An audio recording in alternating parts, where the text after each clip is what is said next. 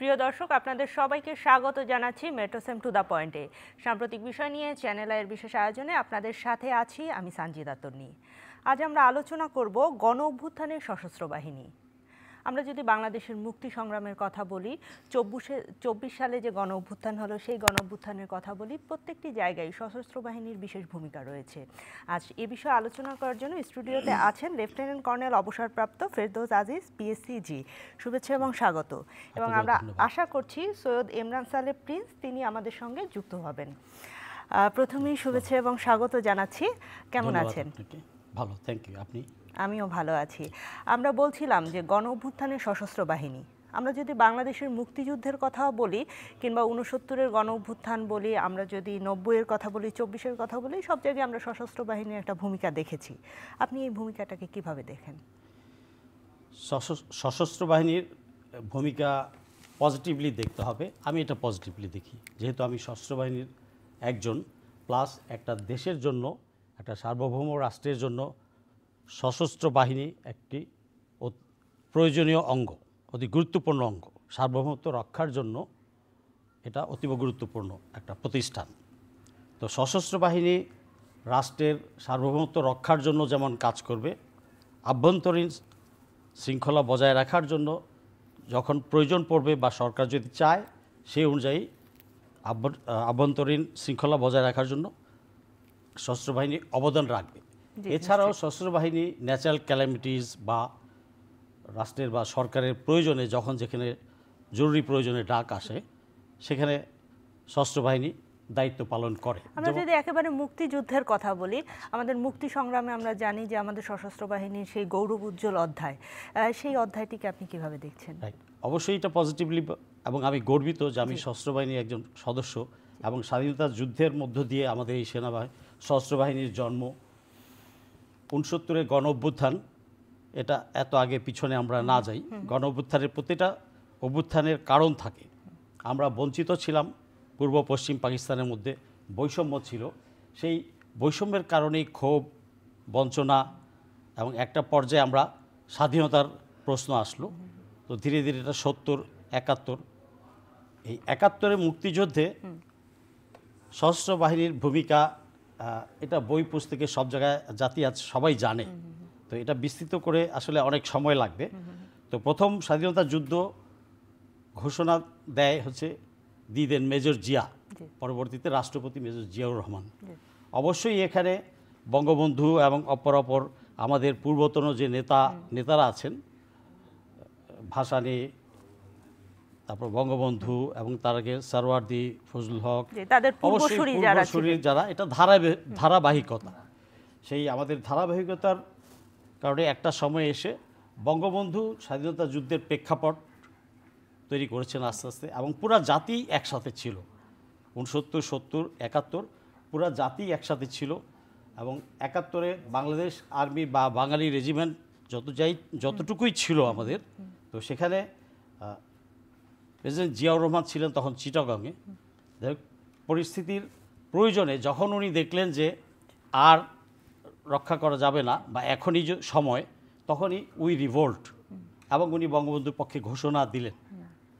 তো সেই থেকে স্বাধীনতা যুদ্ধ চলতে থাকলো। ইনফ্যাক্ট স্বাধীনতা যুদ্ধে সেদিন যদি উই রিভোল্ট না বলতেন তাহলে ইতিহাসটা হয়তো অন্যদিকে মোড় নিতে পারত, কারণ ওই ডাকেই কিন্তু সবাই স্বাধীনতা যুদ্ধে আপামর জনসাধারণ সবাই ঝাঁপিয়ে পড়ে, যার যতটুকু ছিল।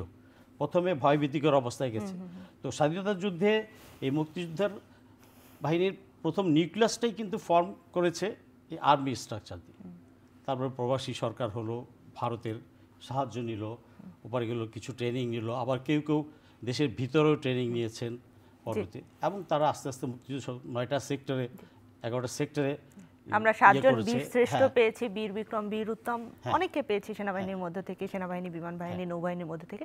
এবং এরপরে পালাক্রমে আমরা যদি 2024-এ আসি, আমাদের 2024-এ এই যে একটা গণ অভ্যুত্থান হলো, আমরা সবসময় সেনাবাহিনীকে কিংবা আমি যদি বলি সশস্ত্র বাহিনীকে আমরা সবসময় দেশপ্রেমিক বলি, সেই জায়গাটাকে আপনি কিভাবে মূল্যায়ন করবেন? সশস্ত্র বাহিনী যুগে যুগে বিভিন্ন সময়ে দেশের প্রয়োজনেই এগিয়ে আসছে। দিস ইজ মানে লাস্ট রিসর্ট সার্বভৌমত্ব রক্ষার জন্য এটা শেষ জি। রাষ্ট্রযন্ত্র এবং এটা দায়িত্ব সশস্ত্র বাহিনীর। তো 24-এর এই গণ অভ্যুত্থানে সশস্ত্র বাহিনী কিন্তু আপনারই একজন, দেশেরই একজন। জনগণের জন্যই আমরা সশস্ত্র বাহিনী, রাষ্ট্রকে রক্ষার জন্য, জনগণের অধিকার এবং স্বাধীনতা বজায় রাখার জন্য। তো 24-এর যে প্রেক্ষাপটটা, এটা যেহেতু আমি পলিটিশিয়ান না, আমার ইমরান সালেহ ভাই পলিটিশিয়ান, হয়তো আরও অনেক কিছু বলবেন, বাট ইন শর্ট আমি এটুকুই বলতে পারি যে 2009 থেকে জি 2009 থেকে যে ধারাবাহিকতা শুরু হয়েছে। জি, আমি আপনাকে একটু থামাচ্ছি। প্রিয় দর্শক, আমাদের সঙ্গে জুমে যুক্ত হয়েছেন সৈয়দ ইমরান সালেহ প্রিন্স, যুগ্ম মহাসচিব, বাংলাদেশ জাতীয়তাবাদী দল বিএনপি। আপনাকে শুভেচ্ছা এবং স্বাগত জানাচ্ছি। আপনি ট্রাফিক জ্যামের কারণে আমাদের সঙ্গে যুক্ত হতে পারেননি, কিন্তু অনলাইনে আপনাকে পেয়েছি। আমি ফিরবো আপনার কাছে। জি, আপনি বলছিলেন। আমরা সবাই জানি 2009-তে যখন হাসিনা সরকার ভোটে জিতে আসলেন, তো এর 1-1.5 মাস পরেই 25শে ফেব্রুয়ারি বিডিআর হত্যাকাণ্ড ঘটল। এটা পরিকল্পিতভাবে সার্বভৌমত্বের প্রথম আঘাতটাই আসলো কিন্তু তখন। একটা একটা করে আস্তে আস্তে আস্তে আস্তে লাস্ট ফ্যাসিস্ট রেজিম রাষ্ট্রের প্রতিষ্ঠানগুলোকে ভাঙতে থাকলো। সকল প্রতিষ্ঠান যখন ভেঙে যায় তখন রাষ্ট্রের জনগণ অসহায় হয়ে যায় এবং একটা পর্যায়ে সে মানুষের যে পুঞ্জীভূত ক্ষোভটা অসহনীয় পর্যায়ে চলে গেছে। তিনবার ইলেকশনে কারচুপি হয়েছে। 8 সালেরটা আমি যাব না, ওখানেও আমার বিশ্বাস, আমার ক্যালকুলেশন বলে ওখানেও ইঞ্জিনিয়ারিং হয়েছে। ফাইন, উই অ্যাকসেপ্ট ইট, তর্কের খাতিরে বা আমরা শান্তির খাতিরে অ্যাকসেপ্ট করে নিলাম ওটা। বাট তারপরেও ওখানেও কিন্তু অনুসন্ধানের অনেক কিছু আছে, যদিও পরবর্তীটা হয়নি। 14-র ইলেকশনটা কী হলো, তারপরে 18-র ইলেকশন কী হলো, 24-এর ইলেকশন কী হলো। 14-তে 154 জন বিনা ভোটে এমপি। তারপরে 14-র পর একটা ম্যাসাকার চললো। 13 সালে কিন্তু আনরেস্ট গেল। 13-14 এই যে সশস্ত্র বাহিনী যে সিদ্ধান্তটা নিলেন যে জনগণের পক্ষে থাকবেন, বা যে সিদ্ধান্তটাই নিলেন, সেই সিদ্ধান্তটাকে আপনি কিভাবে মূল্যায়ন করবেন 2024-এ? 24-এ জনগণের পক্ষে থাকবে সেনাবাহিনী, এটা অবশ্যই প্রশংসিত একটা সিদ্ধান্ত, পজিটিভ সিদ্ধান্ত। এটা জনগণের আকাঙ্ক্ষা পূরণের জন্য এই সিদ্ধান্তটা, সেনাবাহিনীর যে ভূমিকাটা, এটা সঠিক ছিল। সেনাবাহিনী যদি ওই সময়ে হাসিনা ফ্যাসিস্ট রেজিমের কথাই শুনতে থাকতো তাহলে প্রচুর রক্তপাত হতো, হয়তো একটা পর্যায়ে গিয়ে জনগণের বিজয় হতো। ওই যুদ্ধে আমিও একজন যোদ্ধা। আমি শর্টকাট করতে চাই, আমার মাথায় একটা দাগ দেখতে পাচ্ছেন। জি জি, ইফ ইউ ক্যান সি, জি, 13টা যদি ক্যামেরায় দেখানো যায়। হ্যাঁ, 13টা সেলাই আছে আমার মাথায়। 19শে জুলাই সন্ধ্যা 7টা 10-এ আমিও মবের সামনে ছিলাম, হঠাৎ গুলি আসতে থাকলো। আমি ওই দিন আমার মধ্যে আমি নর্মাল ছিলাম না, এতটাই উত্তেজিত ছিলাম যে আমি গুলির দিকেই আগাচ্ছি আর বলছে এই গুলি থামা। আমি 60-70 গজ আগিয়ে গেলাম, ওরা আসলো, হঠাৎ দেখি যে এটা তো পুলিশ না, হেলমেট পরা। 7টা 10 সন্ধ্যা হয়ে গেছে, বোঝা যাচ্ছে না সব কিছু। হঠাৎ দেখি যে ছাত্রলীগ, হেলমেট, তো যাই হোক, দে অ্যাটাক। তারা দুইজন দুই দিকে অস্ত্র নিয়ে ধরলো, থার্ড ম্যান এসে আমাকে মাথায় মেরে দিল। অ্যান্ড দেন হাওয়ার আল্লাহর রহমত যে আমি বেঁচে আছি। I could take the treatment from any আমার ফ্যামিলি ডক্টরস। ওখানে আমি হসপিটাল যেতে পারছিলাম না, হসপিটাল ওই মোমেন্টে গেলে আমার যাওয়া হতো না। এই স্থানটি কোথায় ছিল? মোহাম্মদপুর শিয়া মসজিদের উত্তর দিকে, জাপান গার্ডেন অ্যান্ড সেকেটেকের এই জায়গাটায়, স্পটটায়। জি, আমরা সশস্ত্র বাহিনীর ভূমিকা নিয়ে কথা বললাম। আমি ফিরবো আপনার কাছে। সৈয়দ ইমরান সালেহ প্রিন্স, আপনি কি আমাদের সঙ্গে যুক্ত আছেন? আমাদেরকে শুনতে পাচ্ছেন?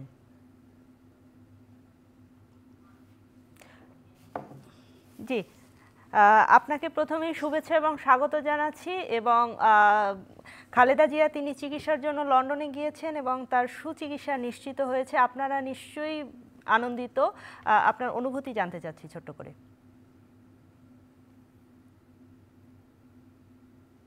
জি, আমরা শুনতে পাচ্ছি না আপনাকে।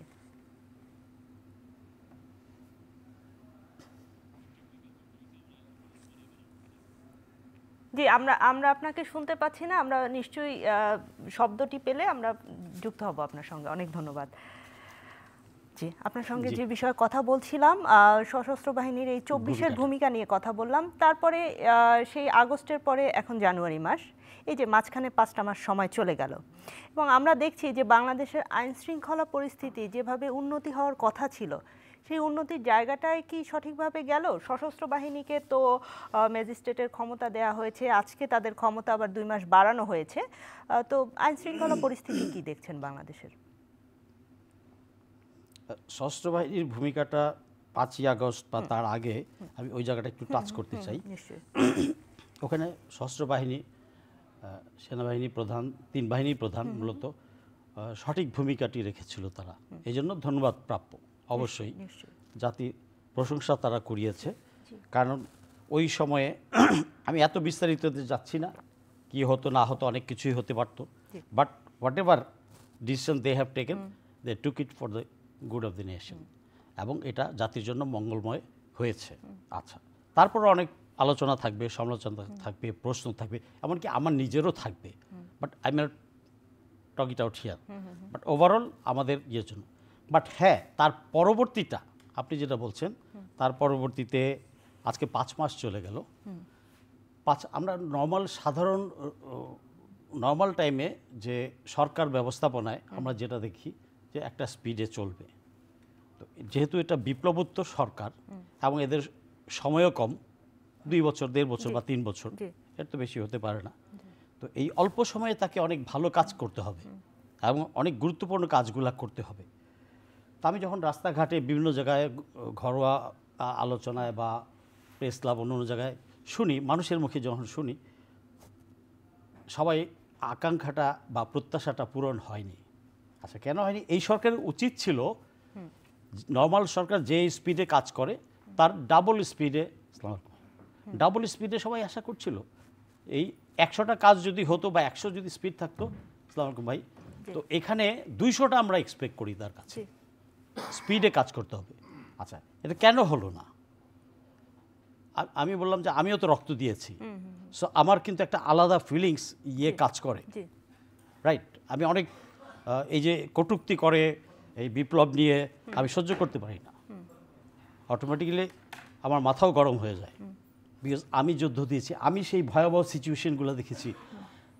আমার লাশ হয়তো আমার স্ত্রী, বউ, বাচ্চা হয়তো কোনো মর্গে খুঁজে পেত, আবার নাও পেতে পারতো। খুঁজে পেলে হয়তো 1084 বা 1584, মহাশ্বেতা দেবীর একটা বই আছে 1084, maybe I could have been 1584 or 2084, আমি জানি না। ওই গল্পটা হয়তো অন্য এক সময় করা যাবে। তো আমার সেটা হইতে পারতো ভাগ্যে, but why did I take risk? For hmm? আমি তো রিটায়ার্ড লোক, সেই পরিস্থিতিটা গেল, কিন্তু এখন আইন শৃঙ্খলা পরিস্থিতি কেন উন্নতি হচ্ছে না, এই বিষয়টি নিয়ে আমি ফিরবো আপনার কাছে। আমাদের সঙ্গে স্টুডিওতে এসেছেন সৈয়দ ইমরান সালেহ প্রিন্স, যুগ্ম মহাসচিব, বাংলাদেশ জাতীয়তাবাদী দল বিএনপি। অসংখ্য ধন্যবাদ, ট্রাফিক জ্যাম সামলে আপনি এসে পৌঁছাতে পেরেছেন, এজন্য আপনাকে শুভেচ্ছা এবং স্বাগত জানাচ্ছি। কেমন আছেন? জি আছি, আলহামদুলিল্লাহ, চলে যাচ্ছে। এই যে ঢাকার ট্রাফিক পরিস্থিতি, আমি আইন শৃঙ্খলা নিয়ে কথা বলছিলাম, এই ট্রাফিক পরিস্থিতির তো ট্রাফিক জ্যামের মনে হচ্ছে বাবা মানে এই কোনো সেটি কি অবস্থা বলবেন বাংলাদেশের আইন শৃঙ্খলা, রাস্তার পরিস্থিতি, এবং পাশাপাশি খালেদা জিয়া তিনি লন্ডনে চিকিৎসা রয়েছেন, যে প্রশ্নটি আপনাকে করেছিলাম, আপনার অনুভূতিটাই জানতে চাই। ধন্যবাদ আজকের এই শোতে আমাকে আমন্ত্রণ জানানোর জন্য, এবং আমার সহ আলোচক তাকেও শুভেচ্ছা জানাচ্ছি, দর্শক শ্রোতাদেরকে শুভেচ্ছা জানাচ্ছি।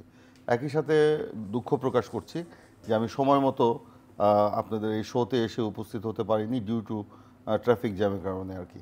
তো প্রথমেই আমি আমাদের প্রথম যে আমাকে প্রশ্নটি করেছিলেন, গাড়ি থেকে আমি আপনার কথা শুনছিলাম, কিন্তু আমার কথা আপনারা শুনছিলেন না, যে বেগম খালেদা জিয়ার প্রসঙ্গ নিয়ে।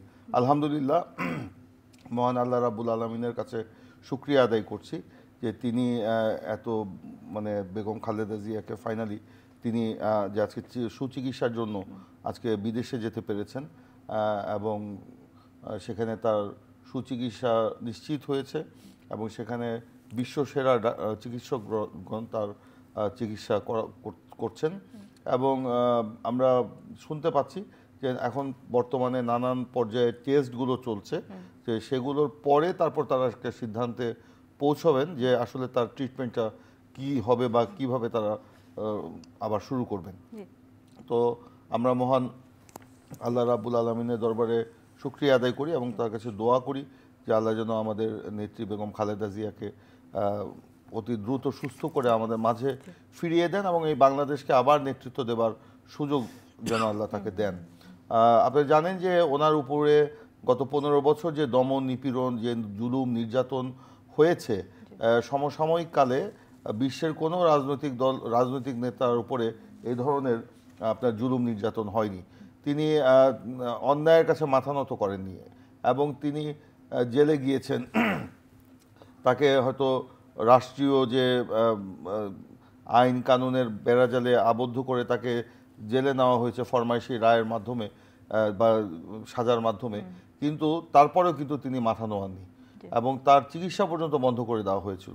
এখন ধারণা করা হচ্ছে এবং সেটা আমরা মানে নিশ্চিত, প্রায় নিশ্চিত যে সেই ওনার জেলে আটক থাকা অবস্থায় তাকে মৃত্যুর দিকে ঠেলে দেওয়ার পরিকল্পনা করা হয়েছিল এবং সেটা আস্তে আস্তে নিশ্চয়ই সামনের দিকে খোলাসা হবে যে উনি একটা মজলুম জননেত্রী।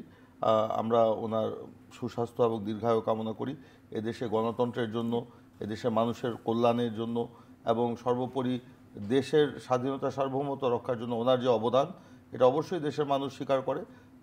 উনি আবার বাংলাদেশের নেতৃত্ব দেবেন, এটাই আমরা সুস্থ হয়ে ফিরে আসবেন সেই কামনা। আমাদের আজকে আলোচনার বিষয় গণ অভ্যুত্থানের সশস্ত্র বাহিনী। আমি সেই প্রসঙ্গটি না এসে প্রথমেই জিজ্ঞেস করছিলাম বাংলাদেশের আইন শৃঙ্খলা পরিস্থিতি, ট্রাফিক জ্যামের এই অবনতির কারণ কি? উত্তরণ হচ্ছে না। দেখুন, আমাদের দেশে, আমাদের ঢাকা শহরে ট্রাফিক জ্যাম কিন্তু নতুন নয়, এটা অনেক আগের থেকেই ট্রাফিক জ্যামগুলো রয়েছে। আওয়ামী লীগের আমলে কি ছিল না?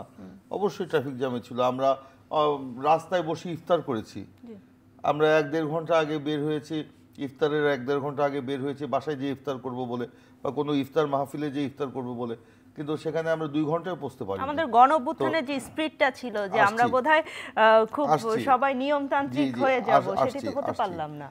আসলে আমাদের টোটাল মানে সিস্টেমটাই হচ্ছে আপনার একটা ভিন্ন ছিল, আছে, এখনো আছে।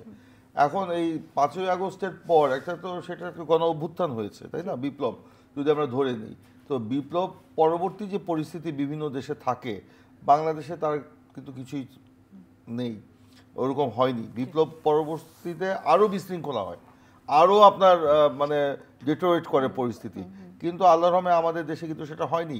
আওয়ামী লীগই তো বলেছিল নির্বাচনের মানে এই গত 5 বছরে যে আপনার এরকম কিছু হলে 10 লাখ লোক মারা যাবে আওয়ামী লীগের।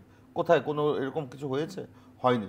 হ্যাঁ, তবে প্রশাসন, আইন শৃঙ্খলা রক্ষাকারী বাহিনী, তাদের মধ্যে একটা অস্থিরতা, কারণ এই প্রশাসনকে, এই আইন শৃঙ্খলা রক্ষাকারী বাহিনীকে আওয়ামী লীগ একেবারে দলীয় কর্মীর মতো ব্যবহার করেছে, বাধ্য করেছে, বা অনেকে উপযাজক হয়েও করেছে।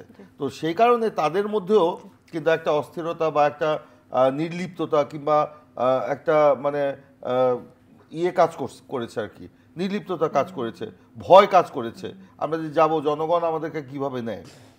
আপনার থানা, পুলিশ দীর্ঘদিন কিন্তু নিষ্ক্রিয় ছিল, এখন আস্তে আস্তে এটাকে সক্রিয় করা হচ্ছে। আমরা রাজনৈতিক দলের নেতৃবৃন্দ বা কর্মীরা বা এই আন্দোলনে যারা ছিলেন, আশানুরূপ দেখছেন না, আমি আসছি, সাধারণ মানুষ, পুলিশকে আমরা সাপোর্ট দিয়েছি, আমরা থানা ঘেরাও করে বসেছিলাম, থানা পাহারা দিয়েছি। তারা এতটাই মানে ভয়ে আতঙ্কিত ছিল, কারণ এদেরকে দিয়ে তো আওয়ামী লীগ আপনার জনগণের উপর নির্যাতন করিয়েছে, গুলি ছুড়িয়েছে, তো সে কারণে তারা আতঙ্কিত ছিল।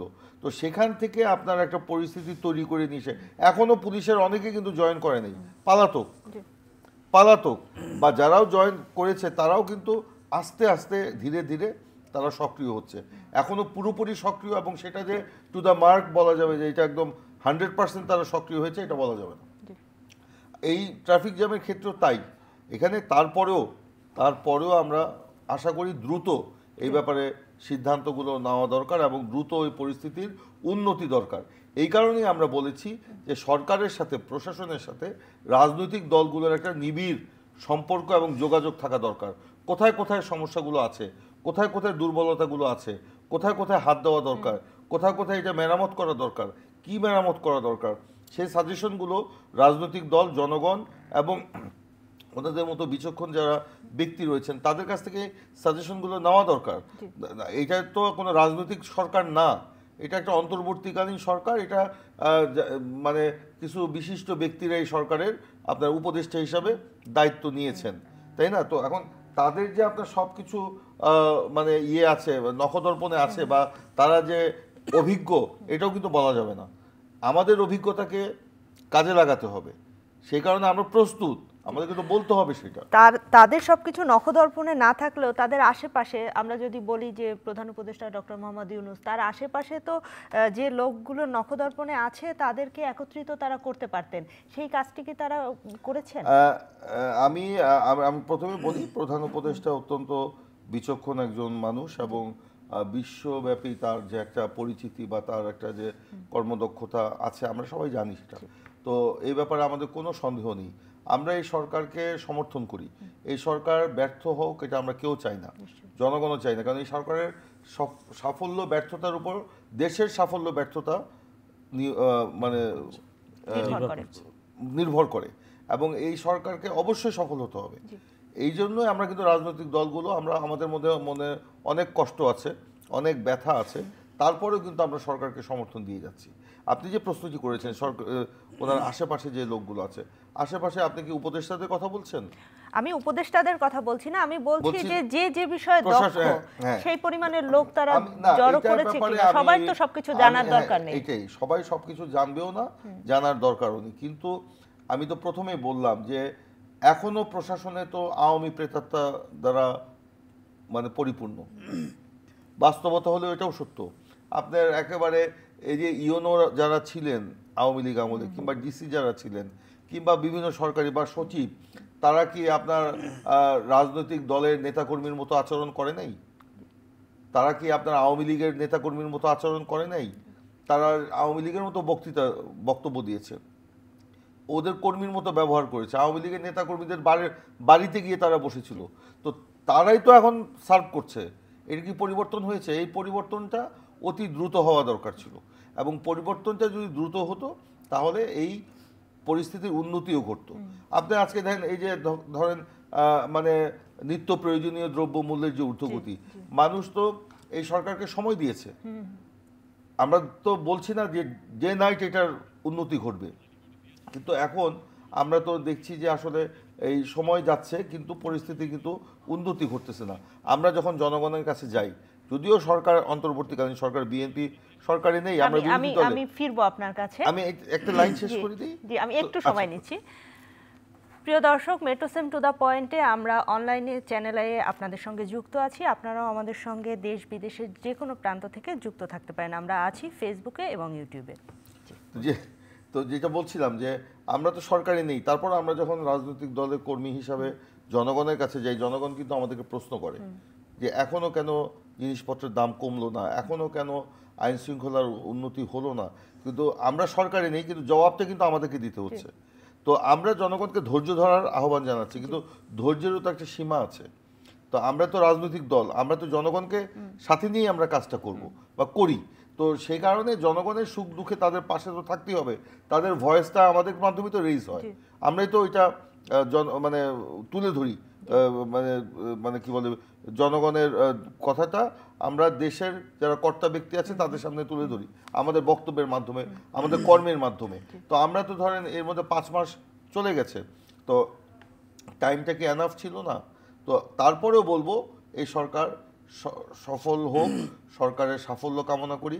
যেখানে যেখানে দুর্বলতাগুলো আছে সরকার যদি নিজেরা করতে পারলে তো ভালো, রাজনৈতিক দলগুলোর সমর্থন বা বিশিষ্ট ব্যক্তি, দক্ষ ব্যক্তি, অভিজ্ঞ ব্যক্তি অনেক আছে বাংলাদেশে, তাদের সমর্থনগুলো নেওয়া প্রয়োজন, তাদের সাথে কথা বলা দরকার, বসে তো করতে হবে। এবং সবচেয়ে বড় যে জিনিসটা, যে রাজনৈতিক দলগুলোর সাথে সরকারের একটা নিবিড় যোগাযোগ থাকা প্রয়োজন, না হলে নিজেদের মধ্যে সন্দেহ অবিশ্বাস থাকবে।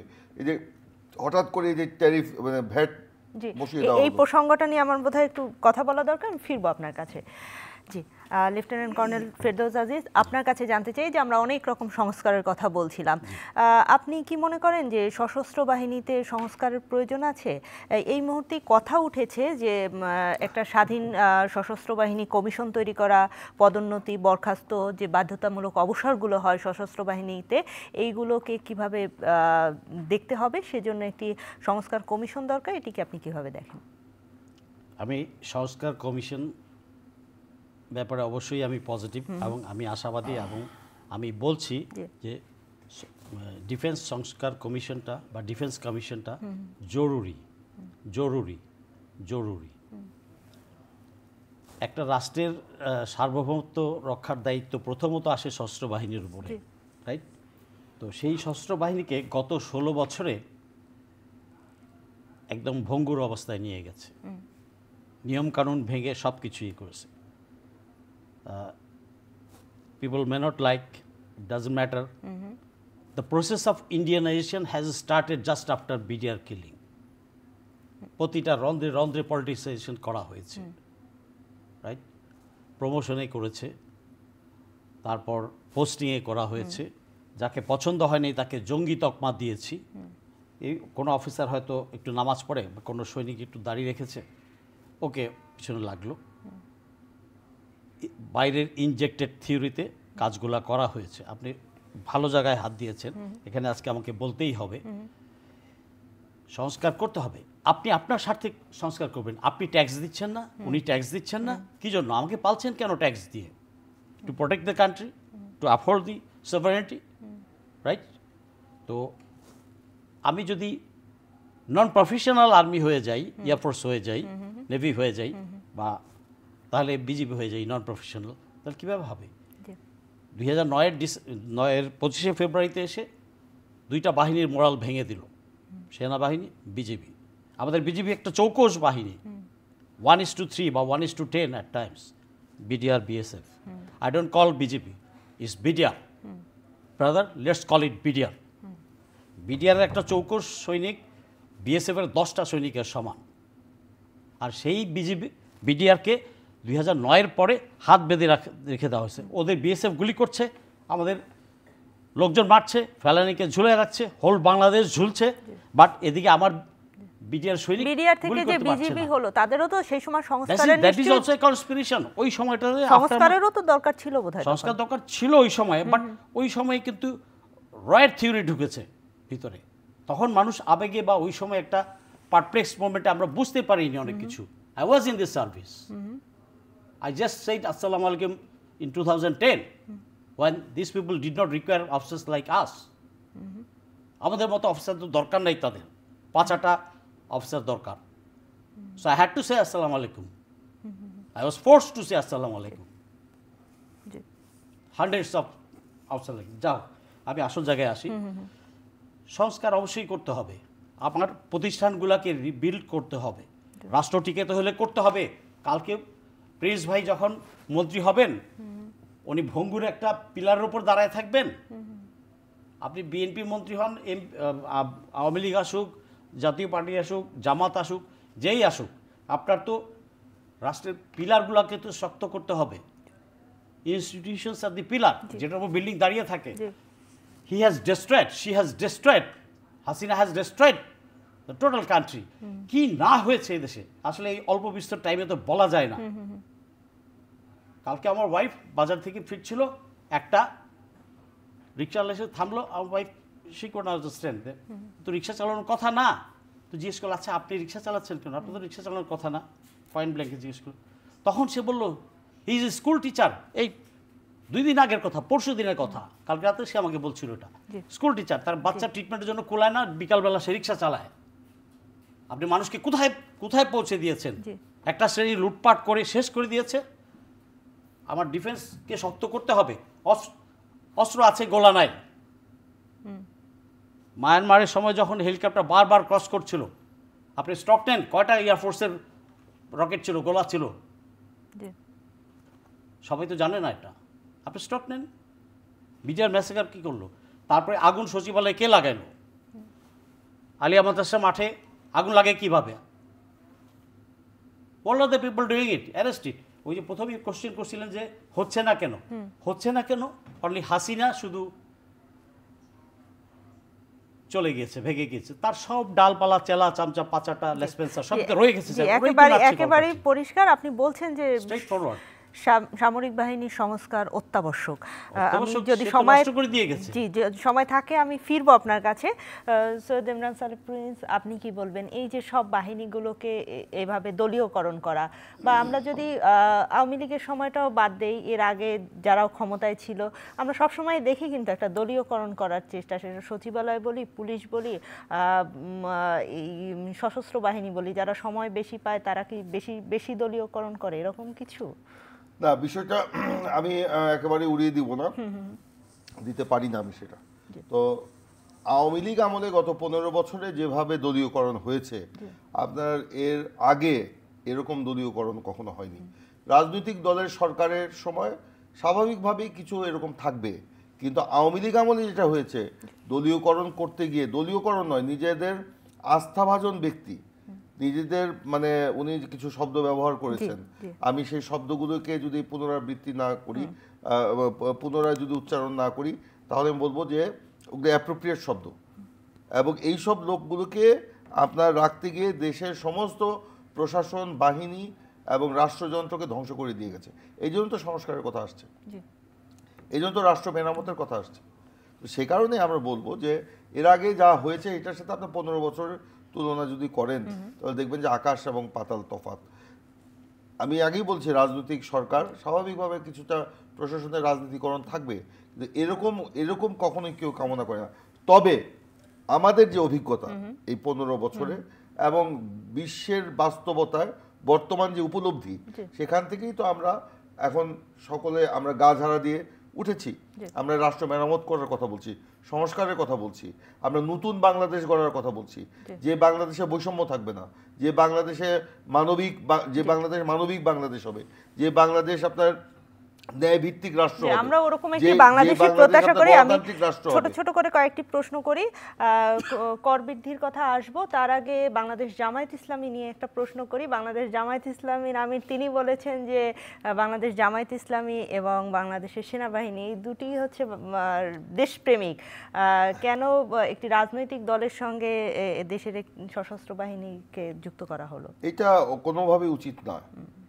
আমাদের সশস্ত্র বাহিনী আমাদের গর্ব, আমাদের গর্বের ধন, আমাদের গর্বের প্রতিষ্ঠান, আমাদের গর্বের বাহিনী, এবং দল মত নির্বিশেষে সকলেই আমরা এটাকে সমর্থন করি এবং সকল কিছুর ঊর্ধ্বে রাখি। সেই কারণেই আমাদের রাজনৈতিক দলগুলোর মধ্যে দেখেন আমাদের একে অপরের আস্থা নাই, বিশ্বাস নাই, আমরা একে অপরের চেহারাও দেখি না, দেখতে চাই না। কিন্তু সশস্ত্র বাহিনী দিবস হলে যখন এই আমন্ত্রণটা আসে, দল মত নির্বিশেষে সবাই কিন্তু সেখানে গিয়ে হাজির হয়। কেন? তাদের প্রতি সমর্থন ব্যক্ত করার জন্য, তাদের মনোবলকে চাঙ্গা করার জন্য, যে বাংলাদেশের সকল রাজনৈতিক দল এই এই এই সশস্ত্র বাহিনীকে সমর্থন করে। এবং এইবারে 24 আগস্ট আমি আস্তে আস্তে আপনাদের শুনছিলাম ভাইয়ের বক্তব্য, এই যে আপনার 24-এ যে আপনার জুলাই আগস্টে যে মুভমেন্ট, সেখানে সশস্ত্র বাহিনীর যে ভূমিকা, সেই ভূমিকা বাংলাদেশকে আজকে এই পর্যন্ত নিয়ে এসছে। এই জন্য স্যালুট করি, আমরা জনগণকে স্যালুট করি, যে যারা এই বাংলাদেশকে আজকে ফ্যাসিবাদ মুক্ত করেছে। সশস্ত্র বাহিনী আপনার জনগণের বিপক্ষে অবস্থান নেয়নি। এই সশস্ত্র বাহিনী তো আওয়ামী লীগ দলীয়করণ করেছে, তারপরেও এই দলীয়করণের মধ্যে থেকেও কিন্তু সশস্ত্র বাহিনী আজকে জনগণের পক্ষে অবস্থান নিয়েছে। তো হাসিনা তো আমরা শুনেছি অনেক রকম বক্তব্য নিউজে এসছে, মিডিয়াতে এসছে, যে তিনি সকলকে ধমকিয়েছেন শেষ দিকে, তোমাদেরকে বানিয়েছি কেন, তোমাদেরকে বসিয়েছি কেন, তোমরা কেন কন্ট্রোল করতে পারছো না। কিন্তু তারা কিন্তু জনগণের কথাই বলেছে। তো সেই কারণে আমরা তাদেরকে স্যালুট করি। তো আজকে এই জন্য আমরা বলি যে সকল কিছুর সংস্কার দরকার, তবে সেই সংস্কারগুলো তো একদিনে হবে না। আপনি যদি সংস্কার একটা চলমান প্রক্রিয়া, আপনি একদিনেই সব কিছু করতে পারবেন না। আজকে যে সংস্কারের কথা বলছেন, 2 বছর পরে কিন্তু এটা আবার পরিবর্তনের জন্য আরেকটা সংস্কার করতে হতে পারে বাস্তব পরিস্থিতির কারণে। তো সেই কারণে এগুলো ধীরে ধীরে এই সংস্কারগুলো হবে। সেই জন্যই আমরা বলছি যে নির্বাচনের লক্ষ্যে একটি অবাধ, সুষ্ঠু, নিরপেক্ষ, গ্রহণযোগ্য, বিশ্বাসযোগ্য, অংশগ্রহণমূলক, উৎসবমুখর এবং আন্তর্জাতিক মানের একটি নির্বাচনের জন্য যেই সংস্কারগুলো প্রয়োজন, সেগুলো অতি দ্রুত শেষ করে অতি দ্রুত নির্বাচনের দিকে যেতে হবে, সর্বাগ্রে সংসদ নির্বাচনের দিকে যেতে হবে। তারপর আপনাকে যে রাজনৈতিক সরকার আসবে, আমরা তো বলেছি বিএনপি যদি সরকারে আসে, আমরা যদি 200-রও বেশি অধিক সিট পাই কিংবা 250-রও বেশি যদি সিট পাই, তাহলে আমরা এককভাবে সরকার গঠন করব না। আমরা সকল রাজনৈতিক দলগুলোর সাথে মিলে আমরা জাতীয় সরকার গঠন করব এবং সেই জাতীয় সরকারের মাধ্যমে আমরা রাষ্ট্র কাঠামো মেরামত করব, এই দেশকে নতুন বাংলাদেশ হিসেবে গড়ে তুলব, ন্যায়ভিত্তিক গণতান্ত্রিক সাম্যের বাংলাদেশ গড়ে তুলব। সেইটা অঙ্গীকার তো আমরা ব্যক্ত করেছি, তখন তো এই বিষয়গুলো আসবে। জি, আমি গতকাল দেখলাম মির্জা ফখরুল ইসলাম আলমগীর, আপনাদের মহাসচিব, তিনি একটি রাজনৈতিক দলের একটি কাউন্সিলে গিয়েছেন এবং বক্তব্য দিচ্ছেন। এই যে আপনি বলছেন যে সবাইকে নিয়ে একটি দল গঠন করবে, এটি কাঠামো কেমন হতে পারে? না, সেটা সময় বলে দিবে, এটা আমরা তো এই মুহূর্তে বলতে পারবো না। আপনি জামাতের প্রসঙ্গ নিয়ে বলেছেন, আমাকে এটা আমি মিস করে গিয়েছি। জামাত একটি রাজনৈতিক দল, অবশ্যই আমরা জামাতের উপরে যে নির্যাতন নিপীড়ন হয়েছে এটা আমরা কেউ অস্বীকার করব না, আমরা তাদের করি। কিন্তু আপনি যখন আমরা দেখব যে তারা যখন বলে বাংলাদেশে তারা ছাড়া আর কেউ দেশপ্রেমিক নয়, তখন তো আমাদের কষ্ট লাগবে। দেশপ্রেমিক কে এটা তো জনগণই নির্ধারণ করবে নির্বাচনের মাধ্যমে। তো অতীতে যে নির্বাচনগুলো হয়েছে, যে নির্বাচনগুলিকে আমরা আপ টু দ্য মার্কে আমরা নিয়ে যাই এবং নিরপেক্ষ নির্বাচন হয়েছে, সেখানে তাদের অবস্থানটা কি ছিল? এখন যদি বলি যে জনগণ তাদেরকে মনে করে না যে দেশপ্রেমিক, তাহলে কি এটাকে ঠিক হবে? আমার বলা ঠিক হবে না। আমরা সামনের নির্বাচনে আমরা এটা ঠিক করতে পারবো, দেখতে পারবো কে দেশপ্রেমিক কে দেশপ্রেমিক নয়। তবে যাদের অতীতে তো অনেক ইতিহাস রয়েছে, সবচেয়ে বড় দেশপ্রেমিকের পরিচয় দেশের স্বাধীনতা, সার্বভৌমত্ব। এই স্বাধীনতা রক্ষায়, স্বাধীনতা অর্জনে যারা জীবন দিয়েছে, যারা জীবন বাজি রেখে লড়াই করেছে, সেই আকাঙ্ক্ষাকে যারা ধারণ করে তারাই তো হবে দেশপ্রেমী। নিশ্চয়ই, একেবারেই পরিষ্কার। আমি বাংলাদেশে যে কর বৃদ্ধি হয়েছে, শতাধিক পদ্য এবং সেবার উপরে যে মূল্য সংযোজন কর বৃদ্ধি হয়েছে, এই মুহূর্তে দ্রব্যমূল্যের যে অবস্থা বাজারে, এই সিদ্ধান্তটাকে কিভাবে দেখছেন আপনি? যেখানে নিত্য প্রয়োজনীয় দ্রব্যমূল্যের ঊর্ধ্বগতিতে মানুষের নাভিশ্বাস উঠছে, যেখানে সিন্ডিকেট এখনো ভাঙা যায়নি, যেখানে মানুষ অবস্থা ত্রাহি, বাজারে গেলে এখন কোনটা কিনবে এরকম একটা অবস্থা, তখন আপনি যখন নতুন করে আবার কর বৃদ্ধি করবেন, ভ্যাট বৃদ্ধি করবেন, যতই বলেন যে সাধারণ মানুষ যেগুলো ব্যবহার করে সেখানে করা হয় নাই, কিন্তু এগুলোর সাথে সাধারণ মানুষের সব ব্যবহার্য জিনিসপত্রের দাম, সাধারণ মানুষ এলপি গ্যাস, বিদ্যুৎ, টিস্যু, পোশাক, মোবাইল সেবা সব ব্যবহার করে। গ্রামে এলপি গ্যাস ব্যবহার হচ্ছে চুলা জ্বালানোর ক্ষেত্রে, টিস্যু সবার নিত্য প্রয়োজনীয় দ্রব্যের মধ্যেই পড়েছে। এটা কোনো অভিজাত ঘরের বস্তু না, এটা সাধারণ মানুষের কিন্তু ব্যবহার করে। তো এগুলো করে আপনার আসলে জনগণের উপরে আরও একটা করের বোঝা চাপিয়ে দেওয়া এবং জনগণকে আরও কষ্টের মধ্যে ঠেলে দেওয়া, এটা কোনোভাবেই কাম্য নয়। আমরা সরকারের কাছে, অন্তর্বর্তীকালীন সরকারের কাছে আমরা এটা পুনর্বিবেচনার আহ্বান জানাচ্ছি এবং অবিলম্বে সেটা প্রত্যাহার করার দাবি জানাচ্ছি। আমরা এই সব বিষয় নিয়ে আমরা কেন রাজপথে নামছি না, কেন আমরা প্রতিবাদ জানাচ্ছি না, কেন আমরা এটার ব্যাপারে কথা বলছি না? জনগণ তো আমাদের কাছে জানতে চায়। আমরা জনগণকে প্রতিনিধিত্ব করি, জনগণের রাজনীতি করি, তাদের সুখ দুঃখ দেখার দায়িত্ব তো আমাদের। তো একটা পর্যায়ে কিন্তু আমরা যদি বাধ্য হই সেই পর্যায়ে যেতে, তাহলে এর থেকে দুঃখজনক আর কিছু হবে না। কারণ এই সরকারকে তো আমরা ওন করি, এই সরকারকে আমরা সমর্থন করি, সরকারের পক্ষে জনগণ থাকুক সেটা আমরা চাই। এই সরকার ব্যর্থ যাতে না হয় সেই জন্য আমরা এক পায়ে খাড়া সরকারকে সহযোগিতা করার জন্য। তো সে কারণে আমরা সরকারের কাছে বলবো, যে প্রধান উপদেষ্টার কাছে বলবো, এই জিনিসটি আপনার পুনর্বিবেচনা করার আহ্বান জানাবো। অসংখ্য ধন্যবাদ। শেষ প্রশ্ন আপনার কাছে, আপনি কি মনে করছেন বাংলাদেশের বর্তমান যে রাজনৈতিক পরিস্থিতি, এই রাজনৈতিক পরিস্থিতিতে আমি যদি বৈষম্য বিরোধী ছাত্রদের কথা বলি কিংবা নাগরিক কমিটির কথাই বলি, জাতীয় নাগরিক কমিটি, তারা একটা প্রোক্লেমেশন দিতে চেয়েছিল, এখন সেই প্রোক্লেমেশনের জায়গা থেকে সরে এসেছে। সংবিধান প্রসঙ্গে তাদের সঙ্গে আপনাদের একটা বিরোধ রয়েছে, এমনকি রাষ্ট্রপতি যখন অপসারণ প্রসঙ্গ আসলো সেখানেও একটা বিরোধের বিষয় রয়েছে। সবকিছু মিলিয়ে সরকারে রয়েছে বৈষম্য বিরোধী ছাত্র আন্দোলনের নেতারা এবং তারাই সরকারকে বসিয়েছে, এরকম একটি ব্যাপার। সেখানে আপনারা কি মনে করেন আপনারা যেরকম নির্বাচন চাচ্ছেন দ্রুত সময়ে সেই নির্বাচনটি হবে? না, ধরেন বৈষম্য বিরোধী ছাত্র আন্দোলন, অবশ্যই এই আন্দোলনের ফলশ্রুতিতেই তো কিন্তু আপনার সরকারের পতন হয়েছে, ফ্যাসিবাদের অবসান হয়েছে। কিন্তু শুধু যদি আমরা ভাবি যে 36 দিনের আন্দোলনে সরকারের পতন হয়েছে, তা কিন্তু সঠিক নয়। আপনারা বলেছেন যে প্রেক্ষাপটটা আপনারা তৈরি করেছেন। অবশ্যই এটা আমাদের রক্ত, ত্যাগ, ঘাম, আমাদের শ্রম, আমাদের মেধা, আমাদের যে আমরা জেল খেটেছি, আমরা মানুষকে রক্ষা করতে গিয়ে আমরা নিহত হয়েছি, রক্ত দিয়েছি, গুম হয়েছে, পঙ্গু হয়েছে। তো এইটাকে তো অস্বীকার করা যাবে না। প্রোক্লেমেশন আসবে সেখানে কি আপনাদের যত আমরা মানুষ খুন হয়েছে, প্রোক্লেমেশন কি গুম আসবে হয়েছে? এটা আমরা জানি না, এখনো আমাদেরকে এভাবে সরকারের পক্ষ থেকে কোনো কিছু অবহিত করা হয়নি। তবে যেটা আমরা দেখেছি পত্রপত্রিকায়, তো এটা সরকার খুব সঠিক সিদ্ধান্ত নিয়েছে যে হ্যাঁ সরকার দিবে বলেছে, জাতীয় ঐক্যমতের ভিত্তিতে দিবে বলেছে। তো সেটা সরকারকে আগে আমাদেরকে বলুক, সরকার আমাদেরকে বলুক কি দিতে চায়, কি করতে চায়, আমরা তো জানি না এই ব্যাপারে কিছু। তবে এইটার প্রোক্লেমেশন না ডিক্লারেশন কি হবে এটা আমি বলতে পারবো না। তবে যাই হোক, সেখানে অবশ্যই এই 15 বছরের যে শেখ হাসিনার যে দমন, নিপীড়ন, গণতন্ত্র হত্যা, ভোটের অধিকার হরণ, নির্বাচনী ব্যবস্থা ধ্বংস করা, দুর্নীতি, লুটপাট, এগুলি যেরকম লিপিবদ্ধ থাকতে হবে, গুম খুন, এগুলি যেরকম লিপিবদ্ধ থাকতে হবে, একই সাথে এগুলোর বিরুদ্ধে যে আন্দোলন, যে ত্যাগ, যেগুলি জনগণের যে আকাঙ্ক্ষা, সেটাও লিপিবদ্ধ থাকতে হবে। এবং একই সাথে এই বৈষম্য বিরোধী আন্দোলনকেও লিপিবদ্ধ রাখতে হবে। এবং সামগ্রিকভাবে জাতীয়ভাবে যদি আমাদের চিন্তা করতে হয় যে এই আকাঙ্ক্ষাকে কিন্তু আমাদের তুলে ধরতে হবে। আর নির্বাচনের প্রসঙ্গ আসছেন, বলছেন আমি তো মনে করি আমাদের মধ্যে কোনো বিরোধ নেই, বিরোধ থাকার প্রশ্নও আসে না। নির্বাচন তো মূল টার্গেট, সরকারও বলছে, সবাই বলছে।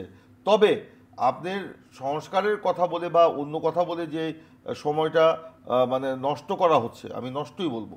কারণ এই যে মানে সংস্কারের যে কমিশনগুলো গঠন করা হচ্ছে, যে সময়টা তারা নিচ্ছে বা দেওয়া হচ্ছে, এটা কোনো প্রয়োজন ছিল না।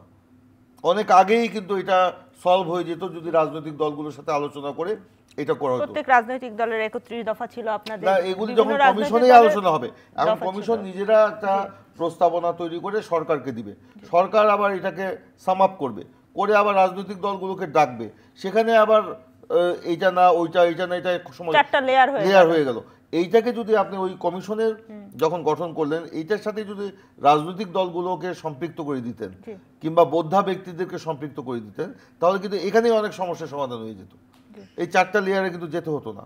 তো আমি যেটা বলছি, আমরা যেটা বক্তব্য, আমাদের সাথে কোনো বিরোধ নেই, আমরা অতি দ্রুত নির্বাচন চাই। এই কারণেই চাই যে না হলে বাংলাদেশে যে পরিস্থিতির সৃষ্টি করা হচ্ছে, এই যে পতিত স্বৈরাচার ফ্যাসিবাদ, তারা দেশে এবং দেশের বাইরে বসে যে ষড়যন্ত্র করছে, আধিপত্যবাদী শক্তি যারা বাংলাদেশে আধিপত্য হারিয়েছে, তারা যে ষড়যন্ত্র করছে, বাংলাদেশের বিরুদ্ধে যে প্রোপাগান্ডা ছড়ানো হচ্ছে,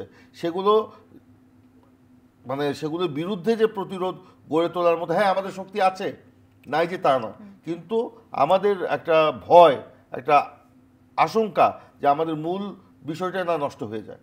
সেই কারণে গতকালকে আমাদের মহাসচিব ওই এবি পার্টির সম্মেলনে তিনি বলেছেন সে কথাগুলো, যে আমাদের এগুলো যেন নষ্ট না হয়ে যায়, এদিকে আমাদের নজর দিতে হবে এবং সকলকে ঐক্যবদ্ধ থাকতে হবে। এখানে ঐক্যই কিন্তু মূল চাবিকাঠি এই সব কিছুকে ঠিক রাখার জন্য। সেই জন্য আমরা চাই অতি দ্রুত নির্বাচন দিয়ে জনপ্রতিনিধির হাতে হাতে ক্ষমতা দেন। হ্যাঁ, আমরা কেউ যদি এখন মনে করেন আমার কথা যে সংস্কার কি আপনারা চান না, অবশ্যই সংস্কার চাই।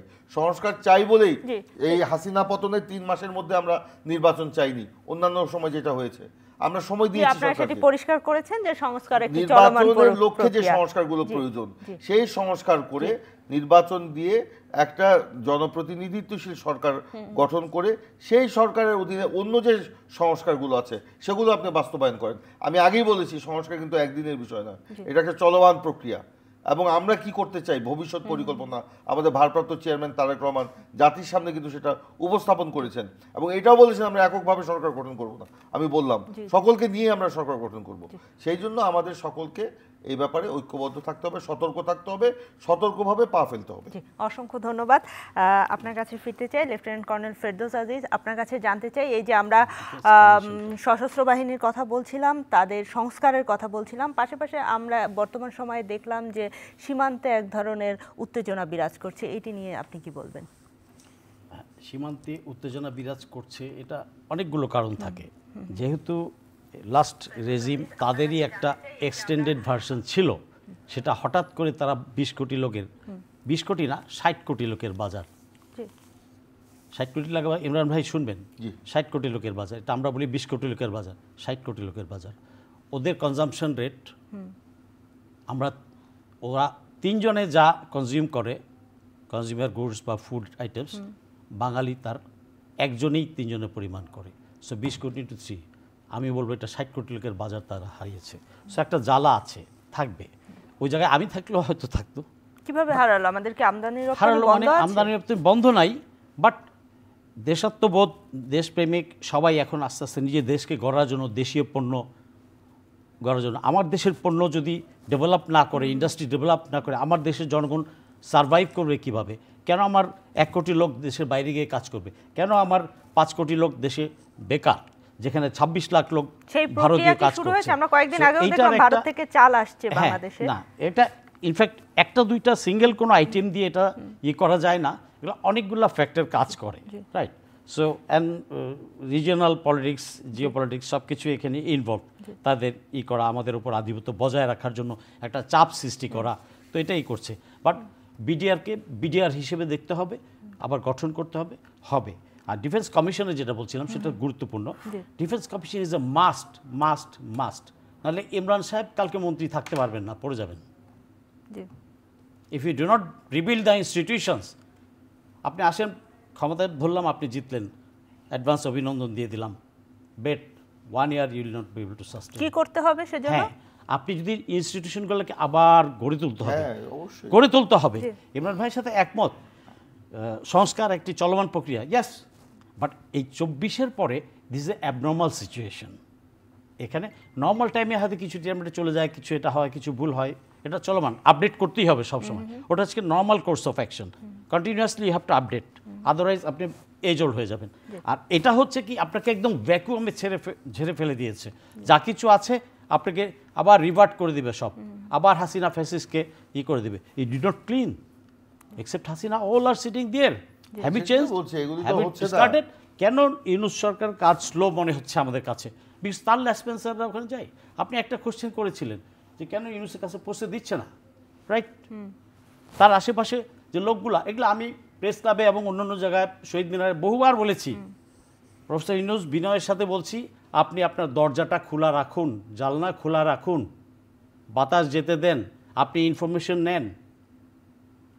দরকার হলে 7 দিনে একদিন অথবা 15 দিনে একদিন ইউনূস সাহেব একটা ডেডিকেটেড ডে রাখবেন বা হাফ ডে রাখবেন to listen to the people, বোদ্ধাদের কাছ থেকে বা পলিটিশিয়ানদের কাছ থেকে, অথবা একটা গ্রামের কৃষক থেকে, কৃষক কী প্রবলেম ফেস করছে করতে পারে একটা, ওটাও জাতির জন্য, কিন্তু যতই গুরুত্বপূর্ণ টাইম থাক না, কৃষক ডিফেন্সের কমিশনের ব্যাপার আপনাকে বলতে হবে। 3 বাহিনীর জন্য ডিফেন্স কমিশন দরকার।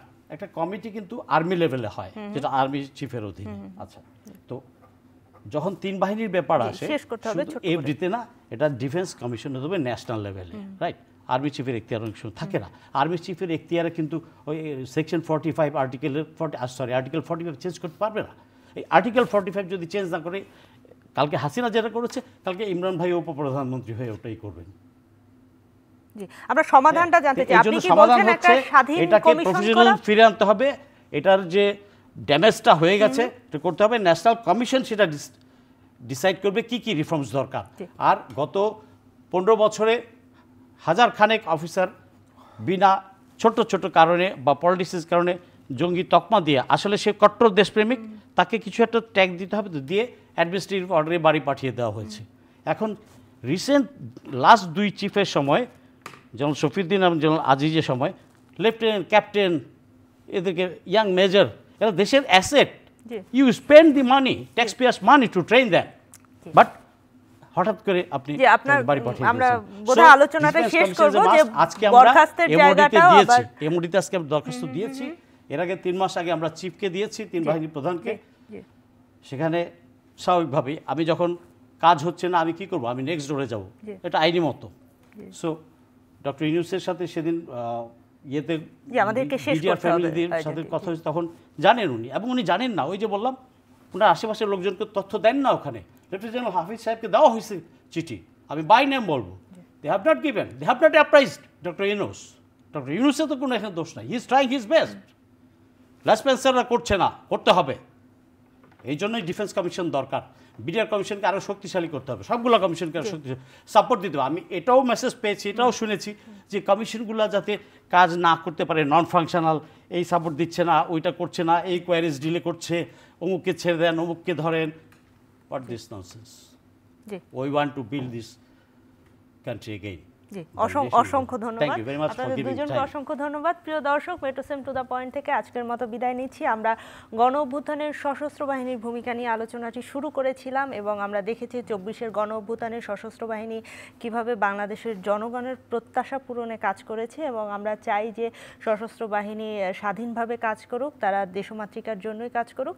পাশাপাশি বিএনপির পক্ষ থেকে যেটি বলা হচ্ছে দ্রুত নির্বাচনের কথা, শুধুমাত্র বিএনপির পক্ষ থেকে না, বর্তমানে সব রাজনৈতিক দলগুলোই নির্বাচনের কথা বলে। জনগণেরও একটি প্রত্যাশার জায়গা, সেই প্রত্যাশার জায়গাটি নিশ্চয়ই পূরণ হবে। সবাই ভালো থাকবেন, সবার জন্য অনেক অনেক শুভকামনা। ধন্যবাদ।